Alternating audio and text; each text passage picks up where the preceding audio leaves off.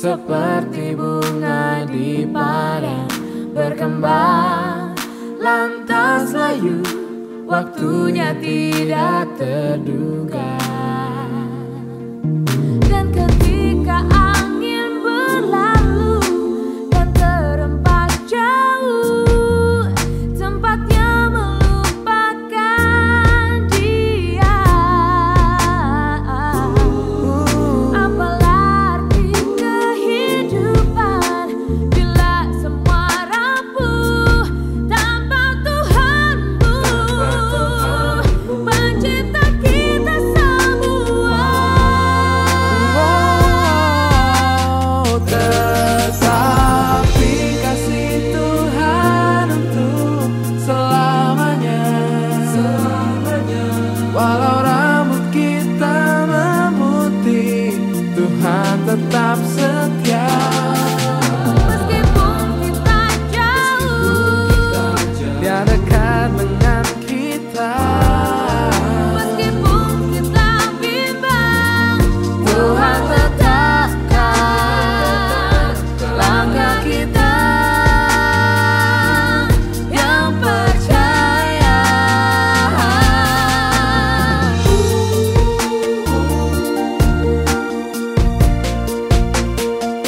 Oh, adapun hidup manusia seperti bunga di padang, berkembang lantas layu, waktunya tidak terduga. dan ketika angin berlalu dan terhempas jauh, tempatnya melupakan dia. Apalah arti kehidupan bila semua rapuh tanpa Tuhanmu, pencipta kita semua.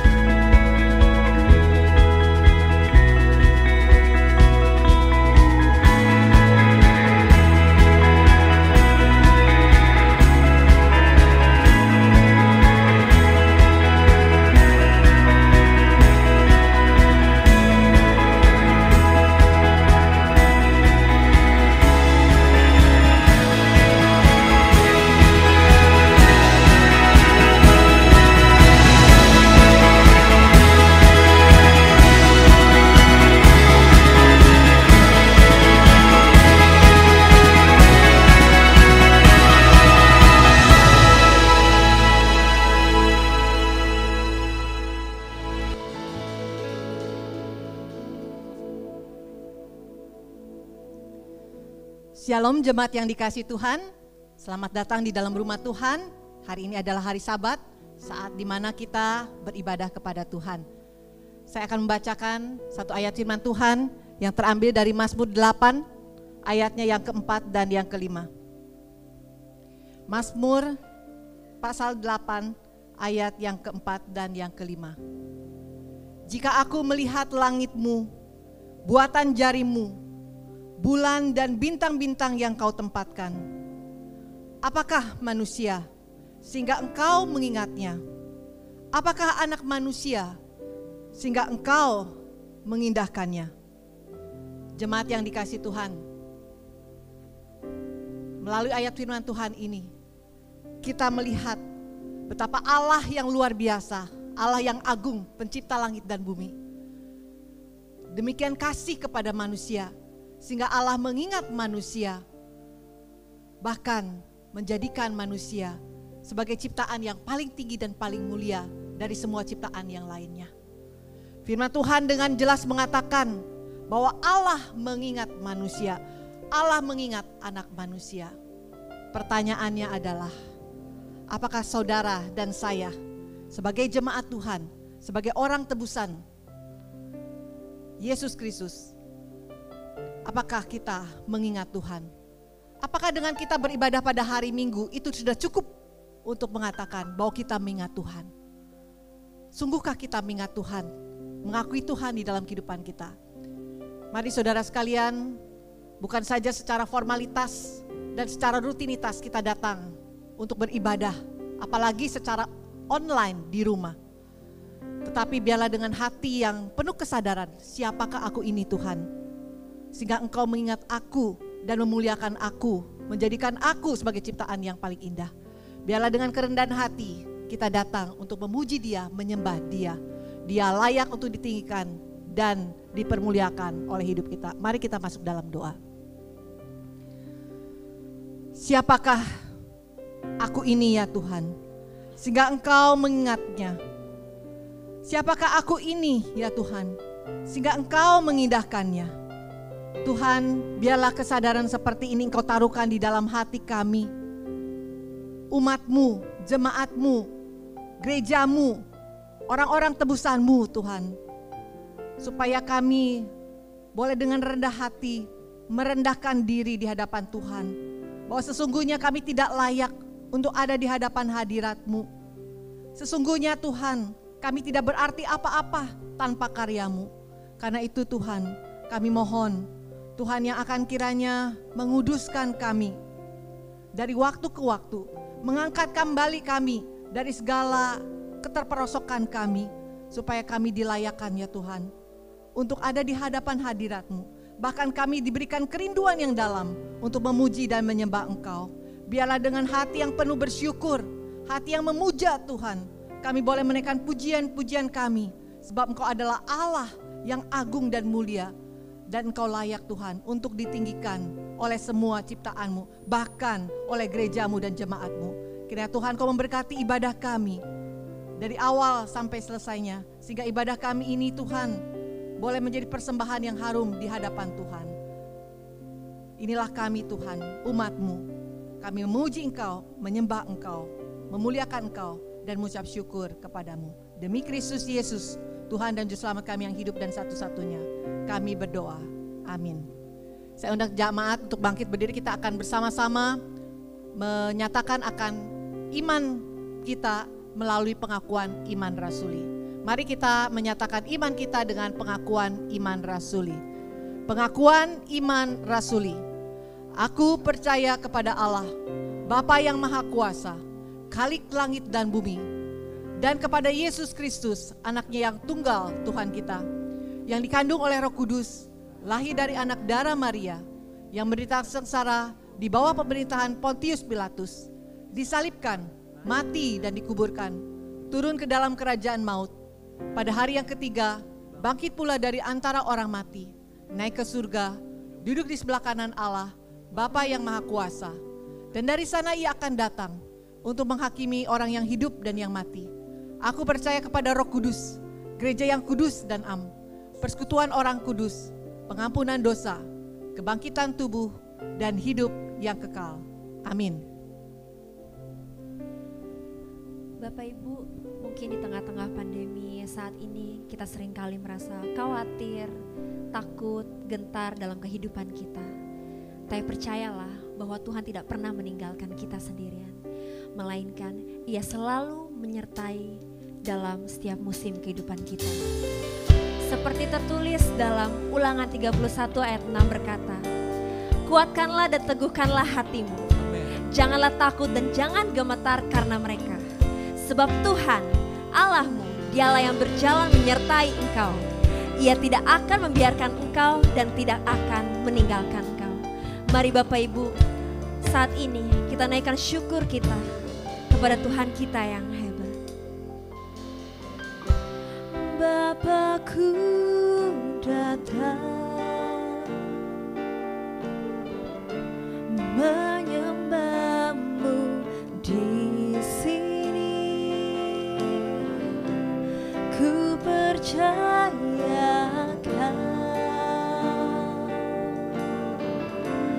ada bagiku.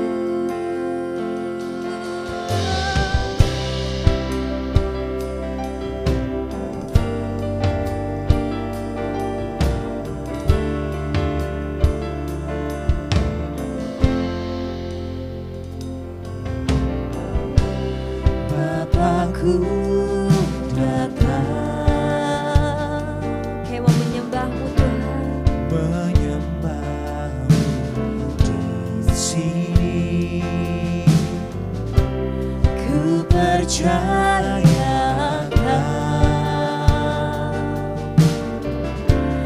ada bagiku.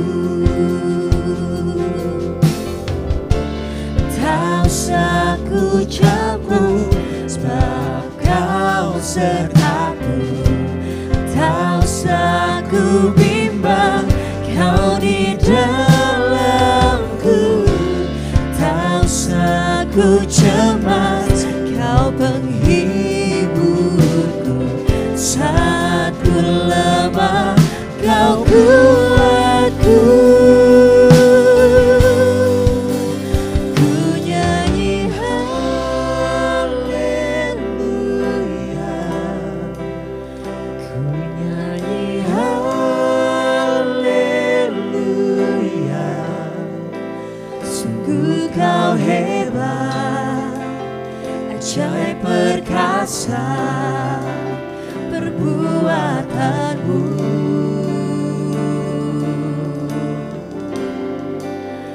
Ku nyanyi haleluya.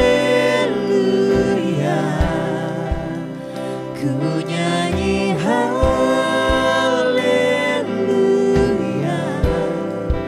Sungguh Kau hebat, ajaib perkasa perbuatanmu. Di hidupku. Mari jemaat Tuhan, kita naikkan pujian ini sekali lagi. Kayak mau datang lebih lagi Tuhan.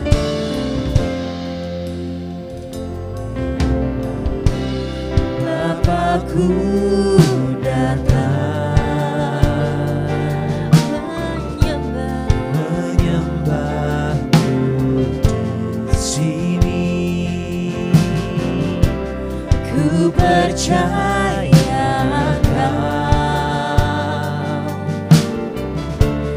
ada bagiku. Tak usah ku takut, sebab Kau sertaku. Tak usah ku bimbang, Kau di dalamku. Tak usah ku cemas, Kau penghiburku. Saat ku lemah, Kau kuatku. Ku nyanyi haleluya.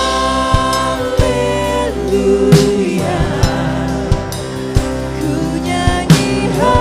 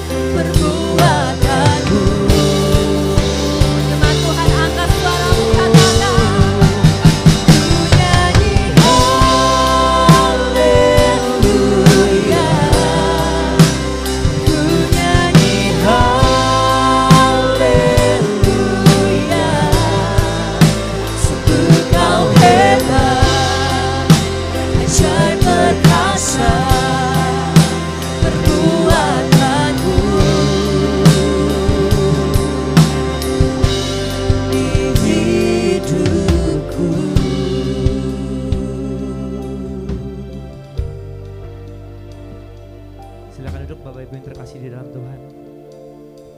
Mari saat ini kita mau lebih dalam lagi. Kita mau mengakui setiap dosa dan pelanggaran kita di hadapan Tuhan. Sebab di dalam Dia dan oleh darahnya kita beroleh penebusan, yaitu pengampunan dosa menurut kekayaan kasih karunia-Nya. Mari saat ini kita datang ke hadirat Tuhan. Kita minta ampun. Kita minta pengampunan yang daripada Tuhan.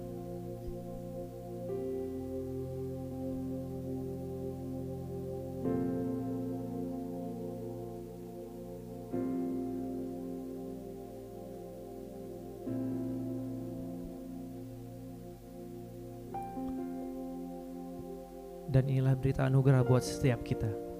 Sebab aku ini, Tuhan Allahmu, memegang tangan kananmu dan berkata kepadamu, janganlah takut, akulah yang menolong engkau. Kami percaya Tuhan, Engkau selalu menolong kami. Engkau selalu menyertai kami di dalam setiap musim kehidupan kami Tuhan. Kami percaya Engkau selalu ada buat setiap kami Tuhan. Terima kasih Tuhan.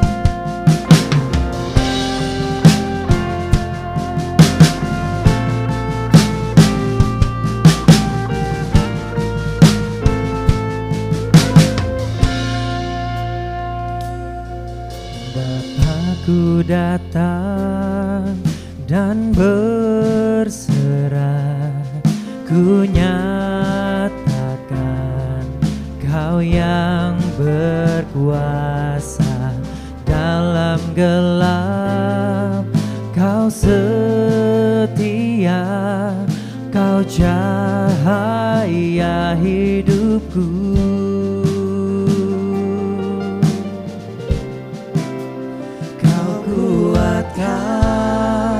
Aku bertahan, Kau harapan dalam kesesakan. Kau buktikan kesetiaan-Mu Tuhan. Engkau Allah Immanuel. Kau Immanuel, Kau Allah yang selalu menyertai kami Tuhan.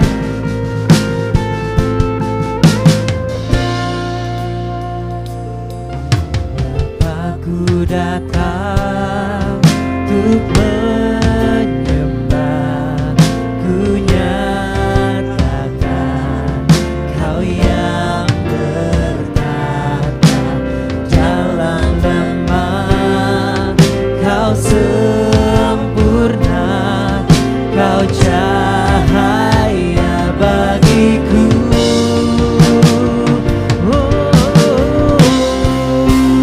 Kau kuatkan aku bertahan. Kau harapan dalam kesesakan. Kau buktikan kesetiaan-Mu Tuhan. Engkau Allah Immanuel.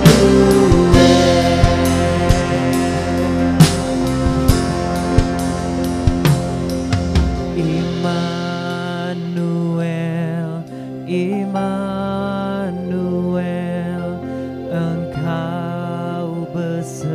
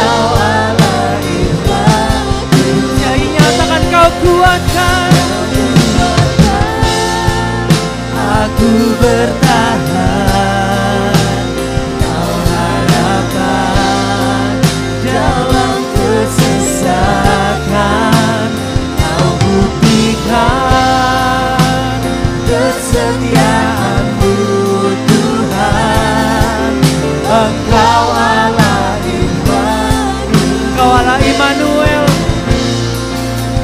Engkau Allah Immanuel, Engkau Allah Immanuel,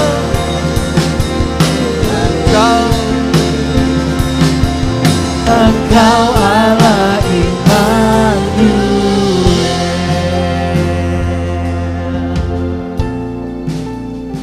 Kami percaya Engkau ada di tengah-tengah kami, Allah Immanuel, beserta kami di tempat kediaman kami masing-masing, sementara hati kami tertuju kepadamu, menyembahmu, menikmati hadiratmu, dan sebentar mendengar suaramu.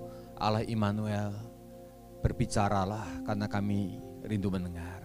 Dalam Yesus Kristus, amin.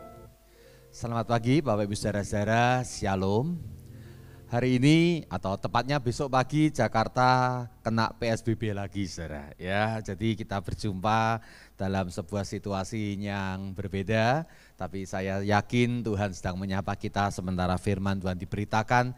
Baik Anda yang ada di Jakarta, halo, selamat pagi atau siang atau sore kalau Anda tidak berkesempatan ibadah pagi, maupun yang ada di Surabaya, Shalom, Tuhan memberkati Anda, bahkan semua yang mengikuti ibadah di gereja GKBJ Taman Kencana ini. Hari ini saudara-saudara, saya ingin mengajak kita memikirkan sebuah tema, yaitu mendekatlah kepada Allah. Mendekatlah kepada Allah. Ayat firman Tuhan akan kita lihat dari Yakobus pasal 4 ayatnya yang ke-8. Satu ayat saja, Yakobus pasal yang ke-4 ayatnya yang ke-8. Untuk Anda yang sudah menemukan ayatnya di Alkitab Anda, saya akan bacakan buat kita bersama-sama. Saya akan bacakan buat kita, demikian firman Tuhan. Kita baca sama-sama ya, satu ayat pendek sekali, sama-sama. 2, 3. Mendekatlah kepada Allah dan Ia akan mendekat kepadamu. Tahirkanlah tanganmu, hai kamu orang-orang berdosa, dan sucikanlah hatimu, hai kamu yang mendua hati. Saya ulangin, mendekatlah kepada Allah dan Ia akan mendekat kepadamu. Tahirkanlah tanganmu, hai kamu orang-orang berdosa, dan sucikanlah hatimu, hai kamu yang mendua hati. Sejak sekitar Februari-Maret ini kita mengenal sebuah istilah yang sangat familiar. Istilah ini physical distancing. Anda tahu arti physical distancing? Menjaga jarak fisik. Bahwa kita perlu diingatkan terus-menerus kalau berjumpa dengan seseorang, oi, jaga jarak fisik. Jangan terlalu dekat, 1 meter kah, 2 meter kah, jaga jarak fisik, physical distancing. Karena banyak orang tidak menjaga physical distancing, maka akhirnya ya wabah virus yang sebenarnya sudah bisa mulai dikendalikan, ya konon ya menjadi tak terkendali lagi. Mengapa kita perlu diingatkan untuk physical distancing, Bapak Ibu Saudara-saudara? Mengapa? Jawabannya sederhana, karena bertentangan dengan kebiasaan kita. Kebiasaan kita adalah kalau kita berjumpa dengan seseorang, yang segera kita lakukan adalah sapa, hampiri, cukup dekat lalu salam. Setelah kita salam lalu kita bicara nggak mungkin bicara jauh-jauh, kita bicara agak dekat. Dan sementara berbicara dekat, ya droplet kita ini kemudian kemana-mana berhamburan, ya lalu mungkin ada juga yang mampir ke wajahnya daripada lawan bicara kita, dan itu berbahaya. Makanya harus diingatkan karena ini bertentangan dengan kebiasaan kita, physical distancing. Jangan dekat-dekat. Saudara, diingatkan itu berarti disayang, saudara-saudara. Karena kalau nggak diingatkan, ya kita akan masuk dalam bahaya. Surat Yakobus memberikan sebuah peringatan kepada jemaat. Kepada jemaat, saudara-saudara, Yakobus mengatakan mendekatlah kepada Allah. Mendekatlah kepada Allah. Rupanya ada sebuah kebiasaan baru di dalam jemaat Yakobus, di dalam jemaat di diaspora, bahwa dulu mereka sudah dekat kepada Tuhan, lalu kemudian menjadi kebiasaan mereka menjauh dari Tuhan. Karena mereka sudah menjadi biasa jauh daripada Tuhan, mereka merasa nyaman saja. Ketika mereka hidupnya tidak lagi dekat kepada Tuhan. Maka Yakobus memberikan sebuah peringatan, mendekatlah kepada Tuhan. Mendekat itu berbicara masalah jarak, saudara. bahwa ada jarak dekat, ada jarak jauh. Ada situasi mendekat, ada situasi menjauh. Rupanya jemaat di diaspora terbiasa untuk menjauh dari Tuhan. Makanya diingatkan. Satu kali dalam hidup mereka kita yakin saudara-saudara mereka pernah dekat dengan Tuhan. Saat itu mereka mengalami anugerah keselamatan yang daripada Tuhan. Mereka tahu bahwa Tuhan baik dan mereka hidup dalam kehangatan akan kasih Tuhan. Hatinya tenang, jiwanya saudara-saudara sejahtera, damai melingkupi akan rohnya. Waktu itu mereka pernah dekat dengan Tuhan. Namun pernah berbeda dengan masih. Mereka memang pernah dekat dengan Tuhan, tapi mereka sudah tidak dekat dengan Tuhan. Tidak masih bersama dengan Tuhan, dekat dengan Tuhan. Saudara, rupanya segala kesibukan dan rutinitas, dikejar-kejar waktu dan tugas, maka dengan berlalunya waktu yang awalnya dekat dengan Tuhan, yang awalnya sering berkomunikasi dengan Tuhan, yang awalnya mengalami akan kasih karunia Tuhan, maka mulai bergeser fokus mereka, mulai kejar akan tugas, mulai dikejar deadline waktu, maka mereka mulai bergerak. Dan mereka mulai menyadari, kok saya menjauh dari Tuhan ya? Mulainya saudara-saudara gak kerasa. Apakah Anda dalam posisi yang sama dengan mereka, saudara-saudara? Maka dikatakan pada bagian ini bahwa mereka adalah orang yang mendua hati. Awalnya mereka hatinya fokus kepada Tuhan. Oh Tuhan, Engkau adalah sumber sukacitaku, damai sejahteraku. Bersama Engkau di dalam hadirat-Mu, maka saya merasa tenang jiwa.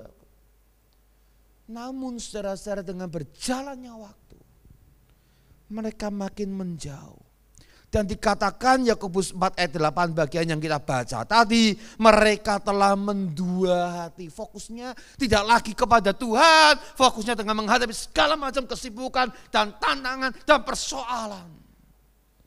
Memang yang namanya diaspora, hidup dalam perantauan, persoalannya tentu berbeda dengan tempat ke negara asal mereka, saudara-saudara. Dan itulah yang terjadi. Bahkan lebih jauh daripada itu, dikatakan saudara-saudara bahwa mereka saudara-saudara, kalau Anda membaca Yakobus, Anda akan menemukan mereka hidup memang dalam banyak pencobaan. Pasal pertama ayat yang kedua. Jadi Yakobus tidak tanpa alasan, dia harus memperingatkan mereka untuk mendekat kepada Tuhan. Kenapa? Karena memang mereka hidup dalam mengalami banyak pencobaan. Pasal pertama ayat yang kedua. Lalu saudara-saudara, ada situasi di mana status ekonomi membuat mereka mengalami kesenjangan sosial. Pasal 1 ayat 9 sampai 10, pasal 5 ayat yang pertama sampai yang ke-8. Bahkan terjadi perselisihan dan pertengkaran di antara mereka. Mereka mulai melakukan sebuah gosip, perkataan mereka menjalar kemana-mana. Sehingga Yakobus juga mengatakan bahaya akan lidah.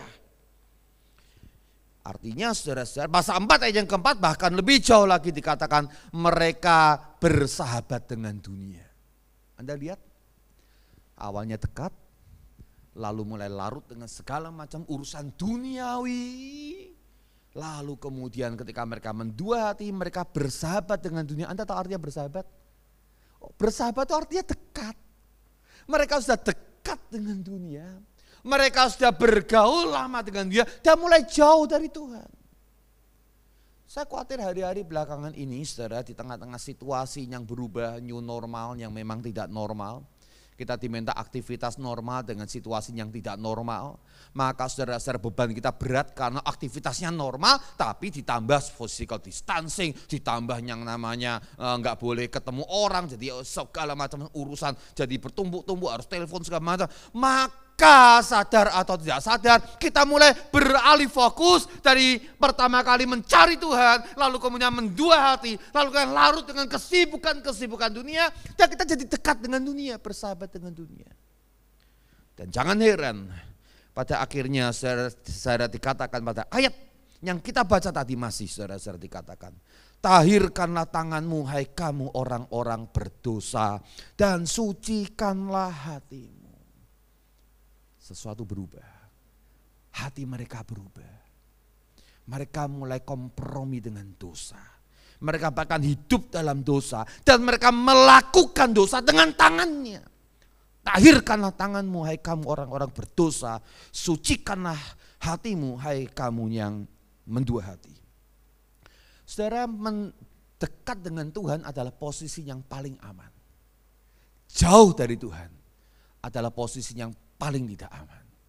Anda mungkin memiliki jaminan secara duniawi, Anda memiliki keluarga yang baik, Anda memiliki keuangan yang baik, Anda memiliki posisi di masyarakat yang baik. Tapi kalau Anda jauh daripada Tuhan, itu adalah posisi yang berbahaya.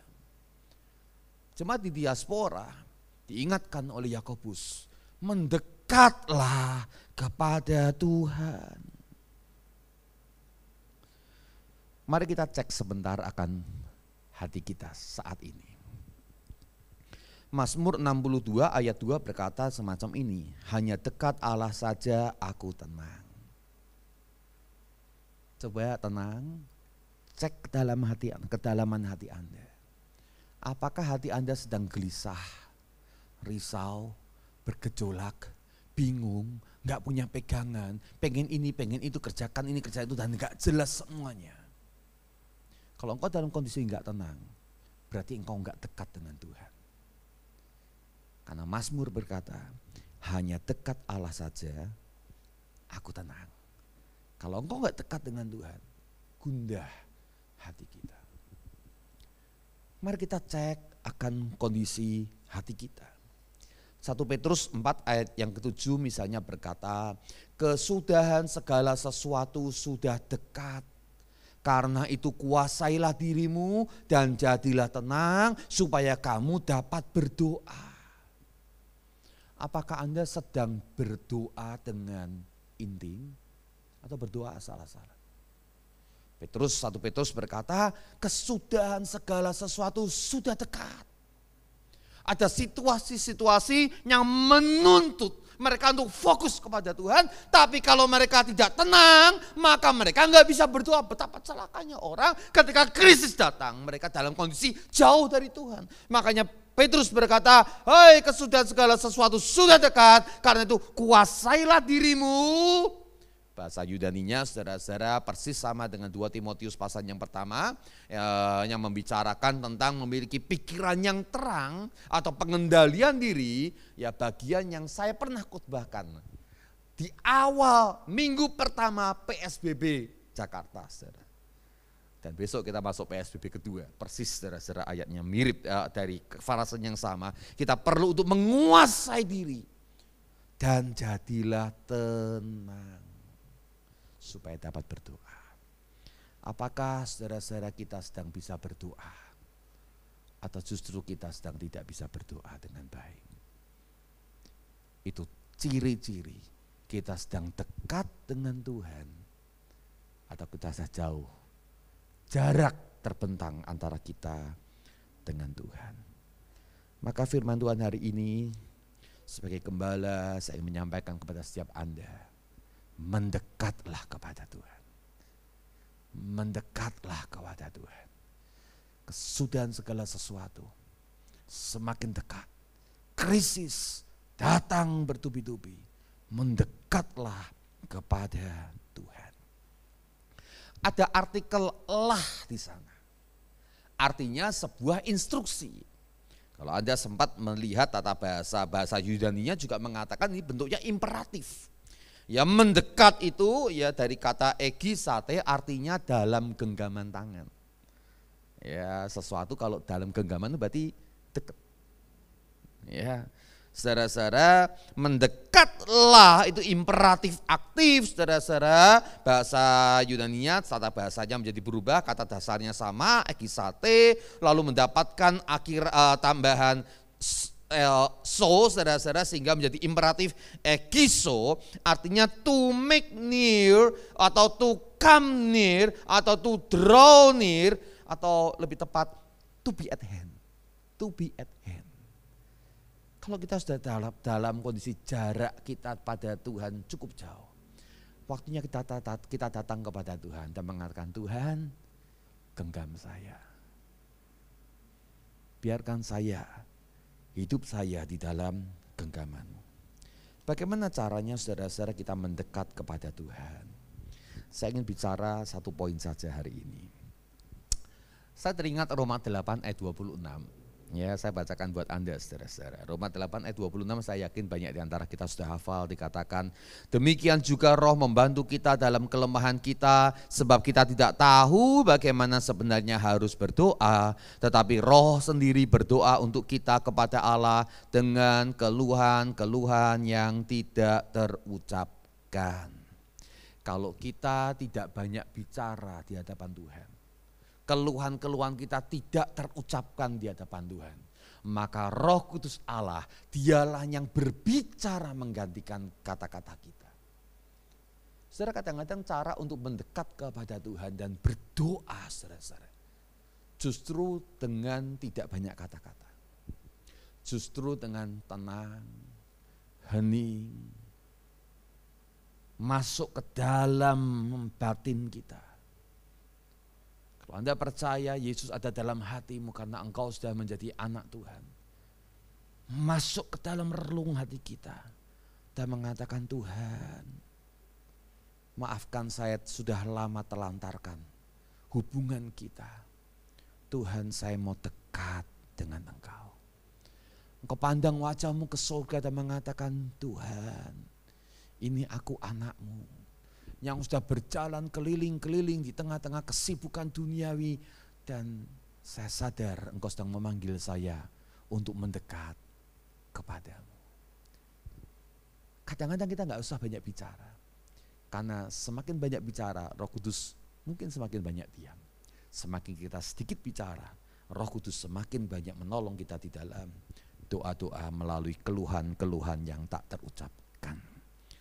Tahan bicara Anda. Saya mau beritahu saudara, pengalaman saya setiap kali berdoa kepada Tuhan dalam doa hening itu lebih lebih misterius ya. Ya, kita tenang, kita diam, dan kita mengalami Tuhan. Perlu kesabaran memang, namun kita punya kesempatan untuk berjumpa dengan Tuhan dalam sebuah situasi yang berbeda, tenang, intim, dalam genggaman Tuhan. Kalau Anda mengikuti Roma 8, Anda akan mendapatkan konteksnya memang mereka dalam konteks pengharapan dalam penderitaan. Di tengah-tengah situasi mereka menderita, saudara-saudara, mereka diminta memandang kepada Tuhan, dan mereka berharap dari tempat yang maha tinggi. Mereka berseru kepada Tuhan dengan keluhan-keluhan yang tak terucapkan, sementara Roh Kudus mulai menyampaikan akan kesesakan mereka, penderitaan mereka, persoalan mereka, perkara-perkara yang berkecamuk di hati mereka. Mereka tenang, sementara Roh Kudus membawa itu semuanya dengan kata-kata ilahi, supaya kemudian Tuhan menjawab akan doa mereka. Pengharapan dalam penderitaan. Kalau hari-hari ini Anda banyak hal perlu dipikirkan, tenang, cari Tuhan, mendekatlah kepada Tuhan. Apa hasilnya? Jelas. Ayat 27-28 dari Roma 8 saya bacakan untuk Anda lagi, dikatakan, dan Allah yang menyelidiki hati nurani mengetahui maksud Roh itu, yaitu bahwa ia sesuai dengan kehendak Allah berdoa untuk orang-orang kudus. Bahwa Allah sekali lagi mengetahui, yang menyelidiki hati nurani, kedalaman batin kita artinya. Kita buka hati kita, biarkan Roh Allah menyelidiki hati kita. Dan Allah yang mengerti akan kedalaman hati kita, mengetahui maksud Roh itu, dan kemudian dikatakan yang sesuai dengan kehendak Allah, Roh itu telah berdoa untuk orang-orang kudus. Kita tahu sekarang bahwa Allah turut bekerja dalam segala sesuatu untuk mendatangkan kebaikan bagi mereka yang mengasihi Dia, yaitu bagi mereka yang terpanggil sesuai dengan rencana Allah. Anda mulai menyadari bahwa Allah adalah Allah yang menggenggam seisi dunia ini. Allah adalah Allah yang memegang segala situasi. All things is in His hand. Everything is in His control. Dan kita boleh mengatakan, mengapa saya perlu gelisah? Mengapa gelisah hatiku? Karena Tuhan, Dia pegang segala sesuatu. Ya bekerja dalam segala perkara untuk mendatangkan perkara-perkara yang baik dalam kehidupan Anda dan kehidupan saya. Jadi perkara satu-satunya yang Anda perlu khawatirkan bukan masalah dunia ini. Perkara satu-satunya yang perlu Anda khawatirkan adalah apakah Anda dekat dengan Tuhan atau Anda jauh dari Tuhan. Karena kalau Anda jauh dari Tuhan, Anda perlu sangat khawatir. Kalau Anda dekat dengan Tuhan, Anda nggak perlu khawatir. Karena everything is in His hand. Mendekatlah kepada Tuhan, sebuah kalimat perintah yang artinya sebuah pilihan. Engkau punya pilihan setelah ibadah ini selesai, atau hari-hari yang kau jalani, engkau punya pilihan untuk mendekat kepada Tuhan atau menjauh dari Tuhan. Tapi ini janji Tuhan buat Anda yang mau mendekat kepadanya. Mendekatlah kepada Allah dan Dia akan mendekat kepadamu. Bentuk kata dasarnya masih sama, saudara-saudara, ya.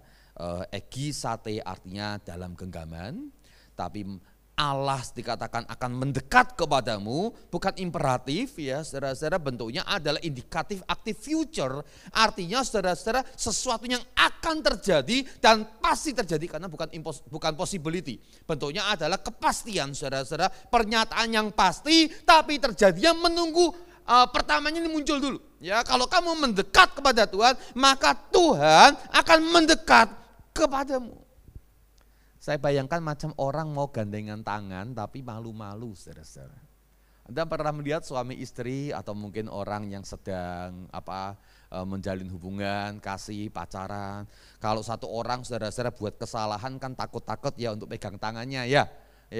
Tapi ketika dia mulai cari tangannya, maka saudara-saudara pasangannya akan genggam tangannya dengan cepat. Maka saling menggenggam saudara-saudara.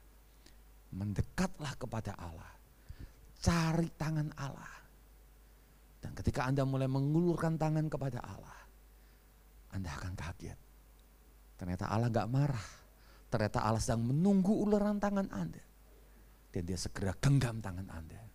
Dan Anda kembali berjalan bergandengan tangan bersama dengan Tuhan kita. Mendekatlah kepada Allah dan Ia akan mendekat kepadamu. Saya yakin Anda mulai teringat tentang perumpamaan anak bungsu yang hilang itu, bukan?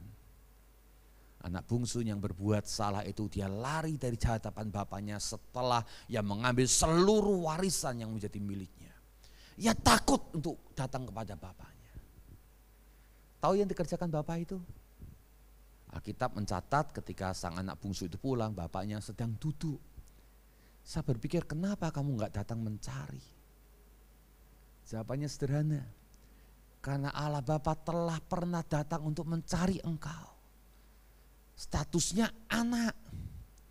Kalau mereka belum percaya kepada Tuhan, perumpamaan yang tepat adalah ketika perumpamaan gembala yang mencari satu ekor domba yang hilang itu, bukan dari 100 domba yang lain. Gembalanya yang mencari. Tapi dalam konteks sebagai anak Tuhan, sang Bapa menunggu. Dan ketika anak itu kemudian mendekat kepada bapaknya, dia tinggalkan kehidupan lamanya, dia tinggalkan dunianya, lalu ia kemudian mencari akan bapaknya.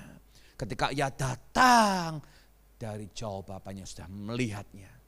Dan gak perlu lama saudara-saudara, ketika tangannya mulai terulur, tangan bapaknya justru lebih cepat lagi datang menghampiri dia, memeluk dia dan mengatakan, nak, saya sudah siapkan banyak perkara dalam hidupmu. Kalau kau sudah datang ke sini, mendekat kepadaku, lihat, saya sudah siapkan domba khusus buat engkau. Saya sudah siapkan jubah buat engkau. Saya sudah siapkan cincin buat engkau. Saya bahkan siapkan perjamuan buat engkau. Wow, mendekatlah kepada Allah. Dan Ia akan mendekat kepadamu. Ia sudah siapkan banyak hal untuk menolong Anda menyadari bahwa hidup Anda bersama dengan Bapa Surgawi berbeda dibanding engkau hidup sendirian. Saya ingin tutup saudara-saudara dengan sebuah lagu lama. Aduh, lagu zaman saya remaja atau pemuda ya, ciptaannya Bimbo. Saya rasa beberapa yang seusia saya tahu saudara-saudara lagu Bimbo ini ya. Kira-kira begini. Tuhan, tempat aku berteduh, di mana aku mengeluh dengan segala peluh. Tahu lagu itu? Tuhan, Tuhan yang Maha Esa, tempat aku memuja dengan segala doa. Aku jauh, Engkau jauh, aku dekat, Engkau dekat. Hati adalah cermin, tempat pahala dosa bertaruh. Aku dekat, Engkau dekat. Tuhan, aku jauh, Engkau jauh. Saudara Bimbo punya kerinduan dekat kepada Tuhan. Namun tahukah, dekat dengan Tuhan itu hak istimewa untuk Anda yang sudah mengalami penebusan Tuhan. Hanya orang-orang yang telah ditebus Tuhan. Karena karya salib itu Anda bisa mendekat kepada Tuhan. Sementara orang lain berseru, Tuhan saya ingin mendekat kepada Engkau. Engkau punya hak istimewa untuk datang mendekat kepada Tuhan dalam segala keadaan. Kalau Anda ingat Jumat kemarin, saudara-saudara, kebetulan saya mengisi devosi harian yang di-share ke setiap jemaat. Ya, saya membahas dari Mazmur pasal yang ke-5. Mendekat kepada Tuhan adalah hak istimewa Anda dan saya yang sudah ditebus Tuhan. Carilah Tuhan selama Ia berkenan ditemui. Mendekatlah kepada Allah, maka Ia akan mendekat kepadamu. Mari tundukkan kepala. Saatnya kita untuk mendekat kepada Tuhan.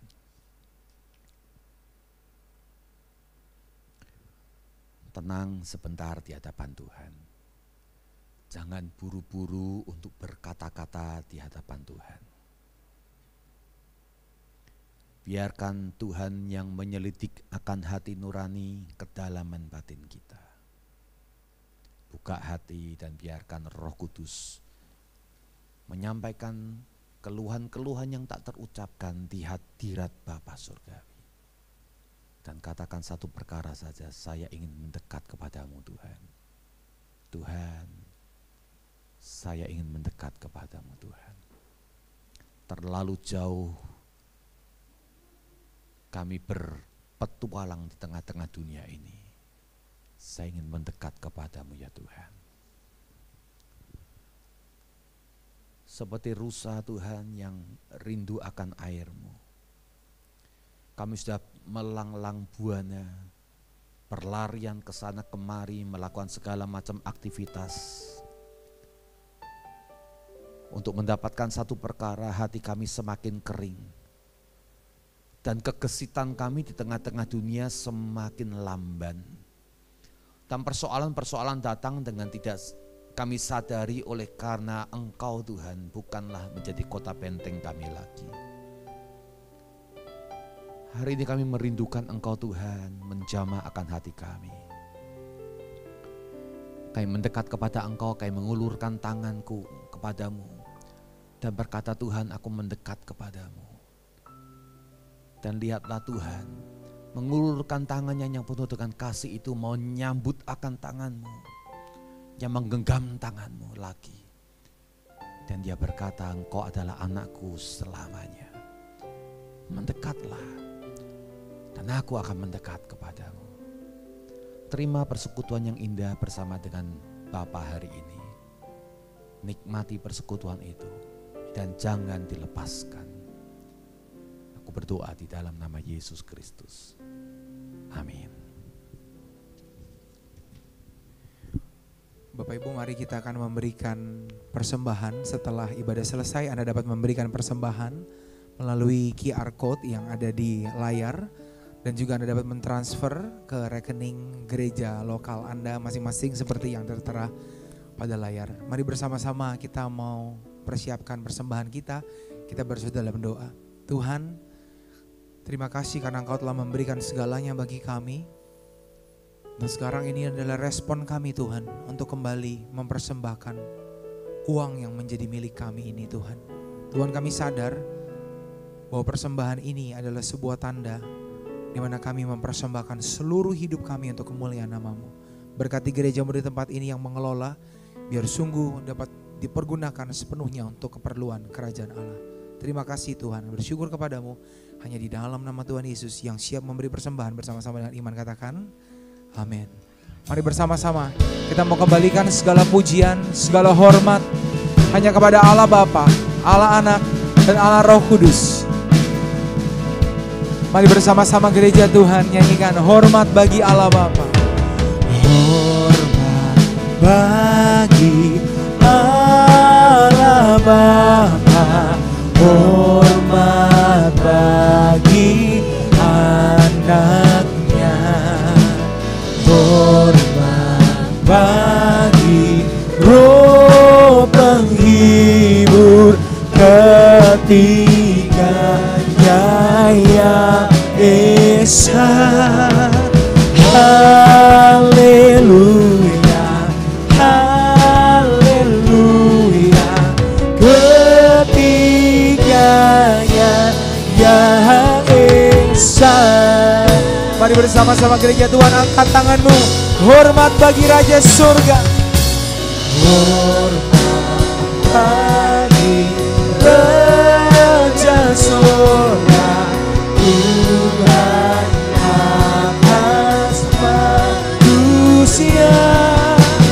Hormat bagi Raja Gereja di seluruh dunia. Haleluya, haleluya, ketiganya. mari bersama-sama katakan haleluya, haleluya. Haleluya, haleluya, ketiganya yang esa. Kami memuji-muji Engkau Tuhan, Allah yang berkuasa, Allah yang esa. Maka sekarang sebanyak dikasih Tuhan, arahkan hati kita kepada Allah sumber segala berkat.